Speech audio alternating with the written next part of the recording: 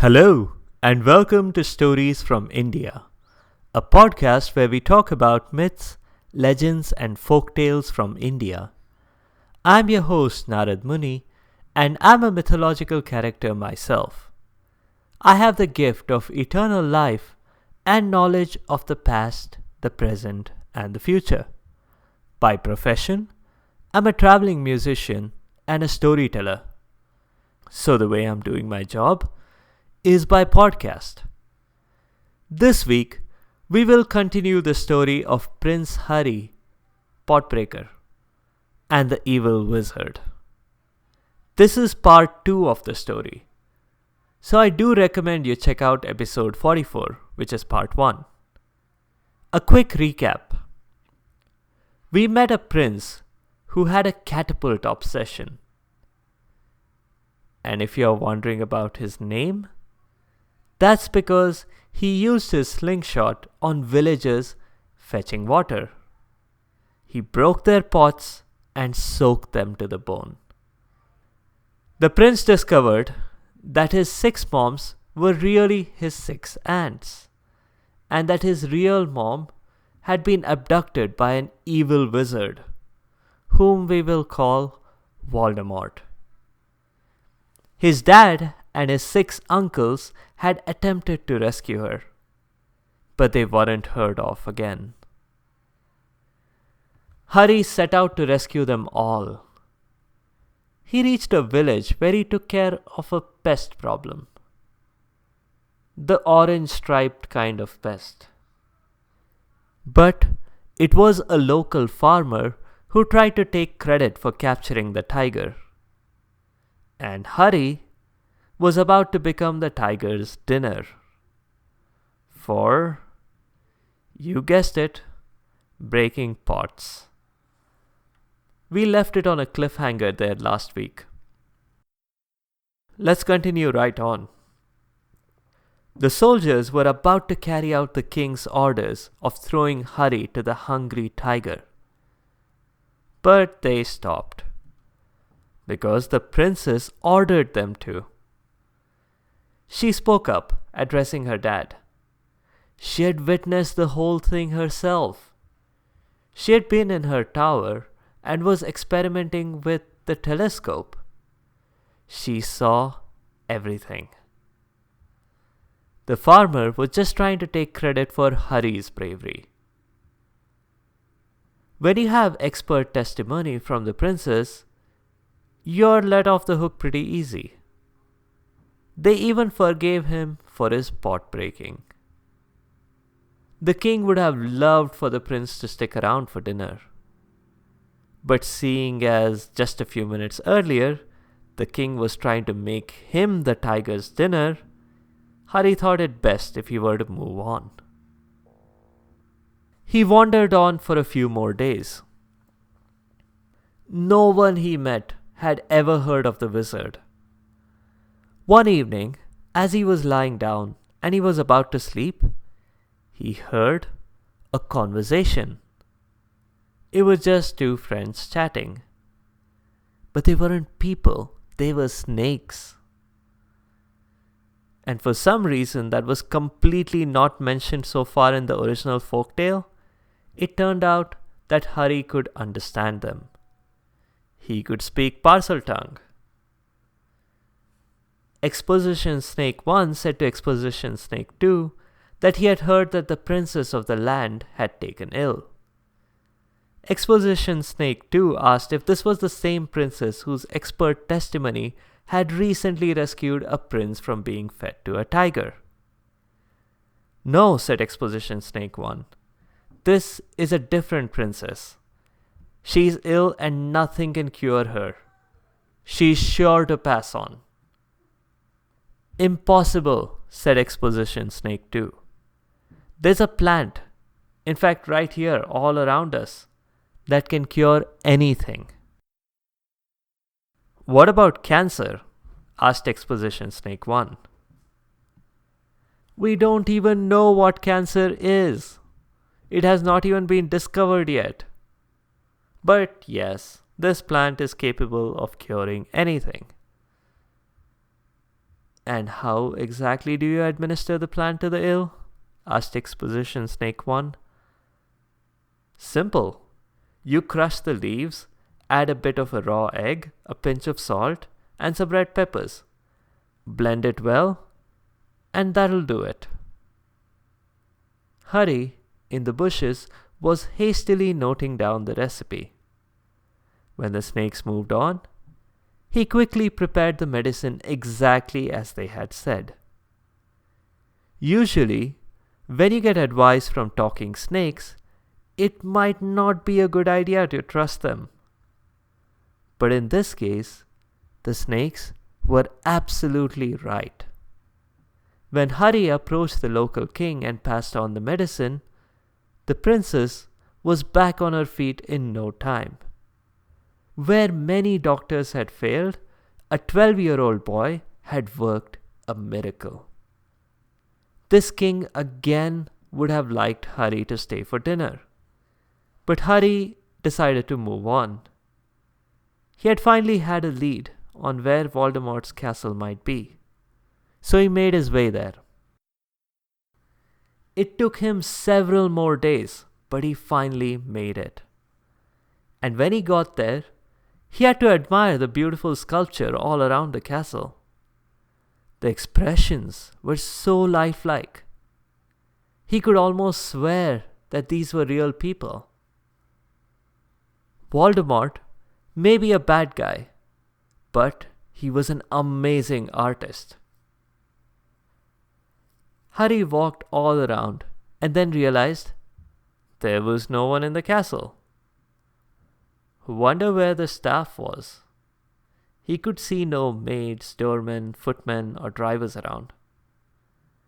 Finally, on his third circuit around, he ran into an old lady. The lady was carrying a basket of flowers. "What are you doing here, boy?" she said, panicked. "Go away quickly, before the wizard turns you to stone." "Oh," said Hari. "So that's what that sculpture garden was all about."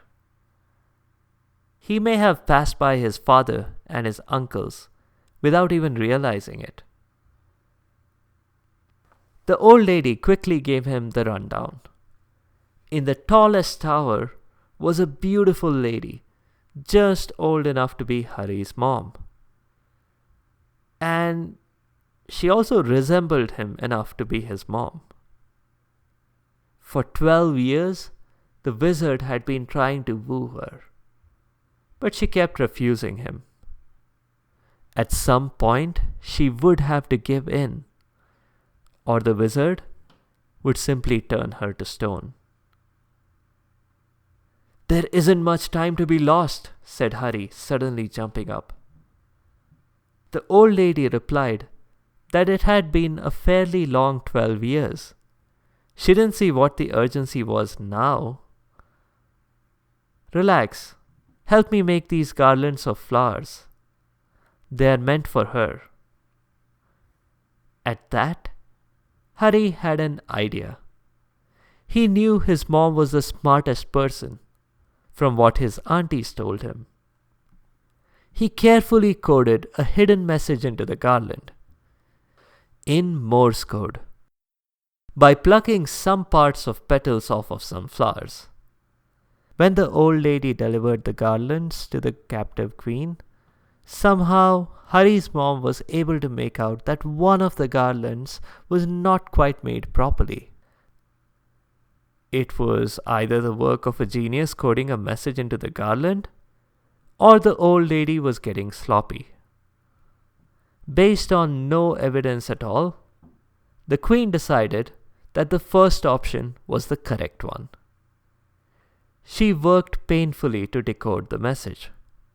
It went like this: "Hi, I know we haven't met before. At least I don't remember it. I was just a day old. Oh no, running out of garland space. Must condense. Stop. Your son, Hari. Stop. Must stop. Wizard. Stop. Tell how." The queen knew how. She had had 12 years to figure it out. She coded a message back to Hari the same way, explaining to the lady that some of the garlands were not right and to send it back to the boy who made them. "I never said a boy made these," said the old lady. "You could just tell me verbally what you want, you know. I'll give the boy the message. I bet you're using Morse code. Here, let me read it. Economize words. Single Horcrux is a parrot on the 7th island past the 7th sea. I could have just told him that and spared you the trouble. It's not like I enjoy working for Voldemort." So anyway, when Hari got the message, he immediately set off towards the Horcrux, which is basically an object that has your soul. If Hari were to destroy the parrot, the wizard would be destroyed too. Luckily for Hari, he found a fast mode of travel. How he found that was a little bit strange.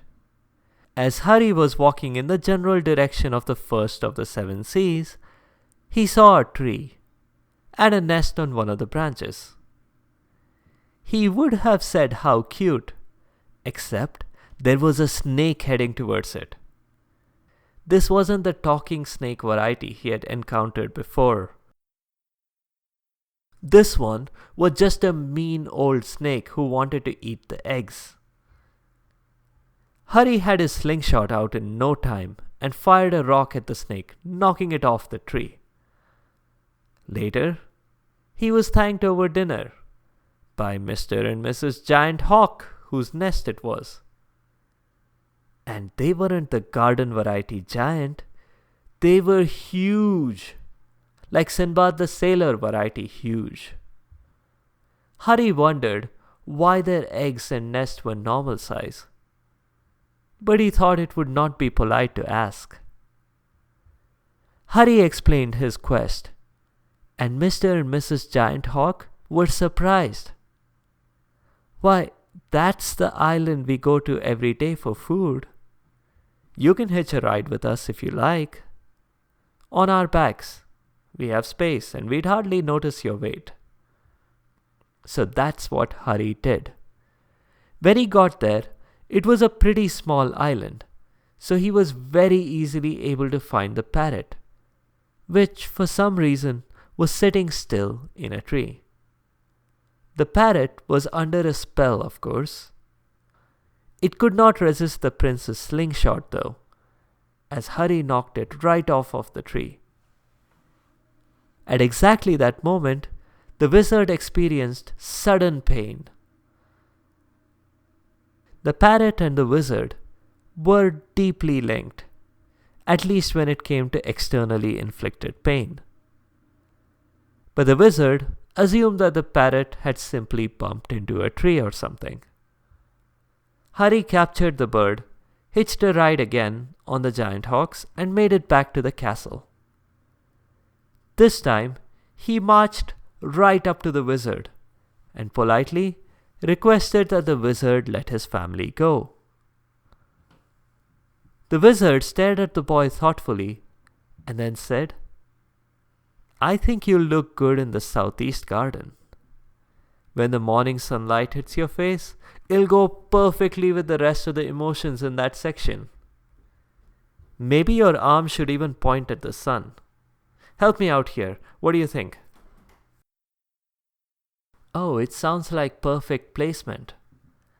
Maybe even holding on to this bird as if I'm offering it to the sun." And with that, he pulled the parrot from behind his back. And that scared the wizard out of his wits. They made a deal though. The wizard would let Hari's mom and his dad and uncles go, and Hari would let go of the parrot. Hari's mom tightly hugged the son she had not seen for 12 years.